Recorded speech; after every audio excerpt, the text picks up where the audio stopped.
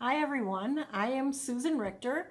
I've been a physical therapist assistant for 22 years, and I am on here to show you how to do some positioning exercises when you have degenerative disc disease.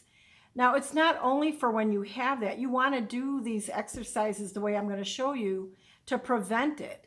So, I have had like a herniated disc in my L5S1, and I found out about that just a month ago. But for the month prior, I thought that my sciatic nerve pain was coming from tight muscles. So I was doing stretches and exercises because I thought it was tight muscles. But some of the ways that you move with these other exercises is not beneficial when you have degenerative disc disease or a protruding disc or herniated disc or whatever. So mine was very low, L5S1. And I would normally, every day, I would bend over to stretch my hamstrings whenever I did yoga and stuff. I always did that one too. And I would bend my back like, all the way, and touch my toes. And I'd be really happy I could do that. But when you have the degenerative disc disease, you don't want a disc to protrude out when your discs are like this. And if you're going to bend all the time, that's what you're doing. And you're pushing that disc out. So when the outer layer of the disc gets dry, fibrous, isn't supple anymore, the inner part of the disc, the nucleus or whatever, can protrude out. So you want to keep, when you're bending, you want to bend from the hip. You don't want to bend at the waist, and most of the time it is for that. People bend at the waist. So I'm going to show you where I was before and how much more movement I have now. But once I understood it was a protruding disc, when I saw the MRI and I read my MRI report, I was able to then tailor what I was doing to that specifically. And it is all about positioning for your back.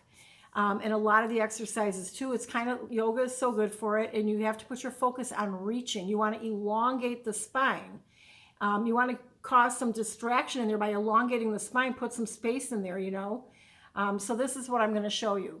So first of all, I would do the yoga pose because you want to arch that back to push that disc back in because it's protruding out that way, hitting a nerve.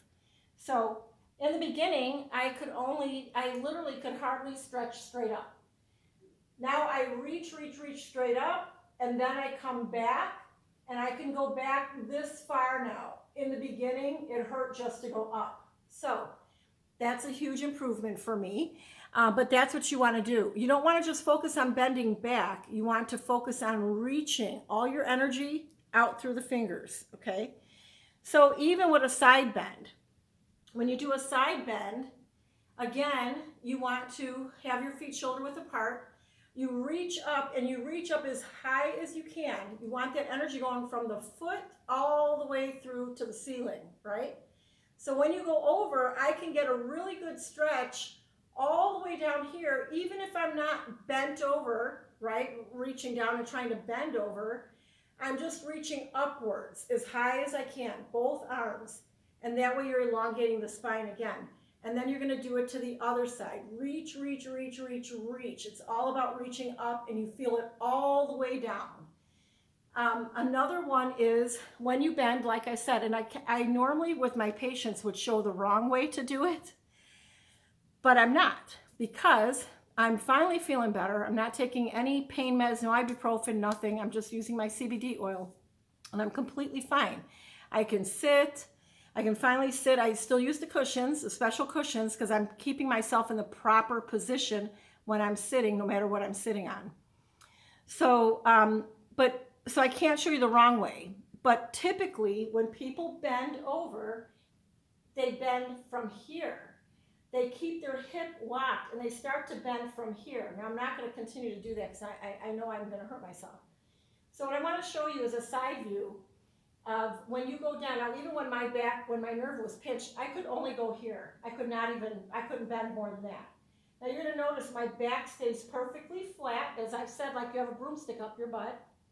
And you go down and you slide your hands. I can go all the way down to the middle of my shins now, and notice I am not bending my back I'm not curling my back. I am keeping my back flat. And then I bend my knees when I come up. So again, with that position, with bending forward, I am feeling the stretch all the way up to my sitting bones in my hamstrings. And I'm keeping my back flat, so I'm elongating the spine. The whole thing is about keeping it flat, elongating the spine. So those are a couple of the moves. Another one that you do for disc degeneration is you do the prone on elbows. Now I'm going to show you it now just because I'm so proud and happy that I can actually get so much higher up. So in the beginning, I couldn't even hardly lift my shoulders off the floor. But now, I hope you can see me, I'll get down on the floor. I couldn't even get on the floor before, but now I can come down and I can lift all the way up almost. So this is huge. And so every time you do this, and I would do that at least 3 times, and now I do it several times a day, 3 times in a row, several times a day, because every time I'm pushing my back that way, like I said, I had a sponge ball I showed you, but if this is your spine, if the disc is protruding out this way, you want to do exercises like that, that's arching the back, because it will push that disc back in. It's obviously worked because it's doing much better. Plus I had a spinal injection, so that kind of cooled it down, took the edge off, numbed that nerve a little bit. But I've been doing these every day, and those are the exercises. The position you want to be in is keeping your back flat. You want to bend from the hip joint, not your waist. Practice it. Practice makes perfect. If you have any questions, just comment. Let me know, and I'd be happy to answer any questions you have. Have a wonderful day, and keep your backs healthy.